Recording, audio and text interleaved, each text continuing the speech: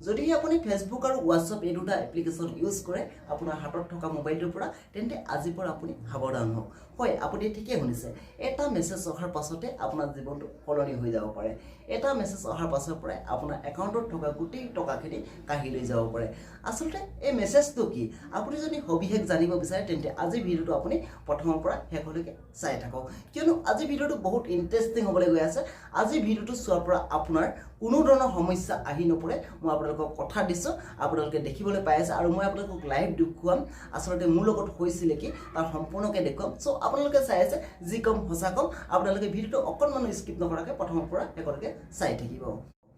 আসলতে আজি দুদিনৰ আগত মোলে এটা মেছেজ আহিছিলে হোৱাটছআপত মেছেজটোত এইবুলি আহিছিলে যে মই এছেন্স একাউণ্টৰ লগত কাম কৰোঁ অৰ্থাৎ গুগলৰ হৈ কাম কৰোঁ আৰু আপুনি যদি জব কৰিব বিচাৰে অৰ্থাৎ মানে আপোনাক মই তিনিটা ষ্টেপ দিম এই তিনিটা ষ্টেপ যদি আপুনি কমপ্লিট কৰিব পাৰে তেন্তে আপুনি পাব 150 টকা 150 টকা আপুনি পাব এই টকাখিনি আপুনি টেলিগ্ৰামৰ হৈ পেলাই টেলিগ্ৰামৰ পৰা আপুনি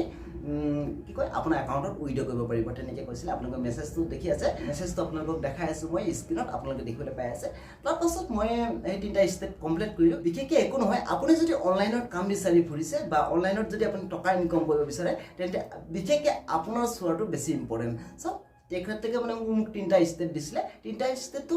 সিম্পল মানে ভিডিওটো চাই পেলাই অকল লাইক দিব লাগে সাবস্ক্ৰাইব কৰিব নালাগে চেনেলটো ইউটিউব ভিডিওটো দেই কেৱল লাইক দিব লাগে লাইক কৰাৰ পাছত মই তিনিটা ষ্টেপ কমপ্লিট কৰিলোঁ তিনিটা চেনেলত মই লাইক কৰিলোঁ তিনিটা ভিডিঅ'ত লাইক কৰাৰ পাছত মানে যেতিয়া মোক ক'লে যে তেখেতে যে টেলিগ্ৰাম চেনেল আছে নাই বুলি ক'লে মই তেতিয়া ক'লোঁ টেলিগ্ৰাম লগত নাই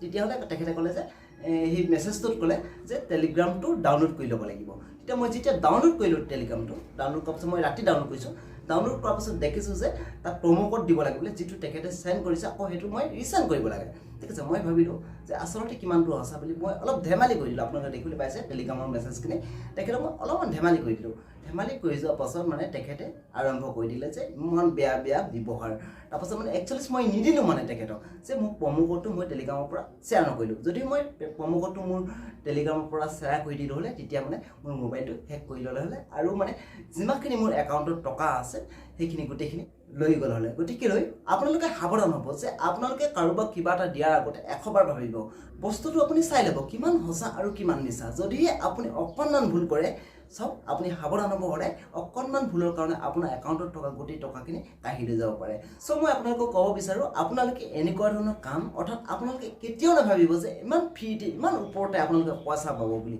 কেতিয়াও নাপায় পইচা বোলা বস্তুটো কমোৱা সিমান সহজ নহয় গতিকে মই আপোনালোকক ক'ব বিচাৰোঁ মোৰ ফালৰ পৰা যে আপোনালোকে এনেকুৱা পইচা লোভত কেতিয়াও মানে ভুল নাযাব